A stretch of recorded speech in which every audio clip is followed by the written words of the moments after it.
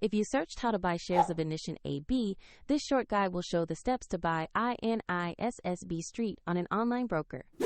Inission AB is a Swedish electronics manufacturing company listed on CBOE under the ticker INISSB.ST. This is educational content and not financial advice. To place a trade, you need a broker. I will use eToro as an example to demonstrate the process.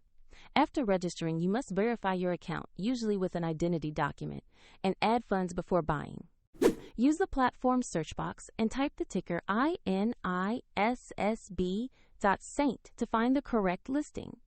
Select the result that clearly shows Inission AB to open its asset page. On the asset page, check the company summary and the price chart to confirm basic details about Inission AB.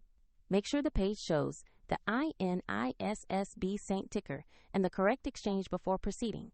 Click the Buy or Trade button, enter the amount you want to invest, review order details and any fees, then confirm the order. If the market is closed, your order may be queued for the next session. And if you lack sufficient funds, the platform will prompt you to add money before the trade completes. After execution, the position will appear in your portfolio where you can monitor it. A link to the example broker is in the video description if you want to learn more.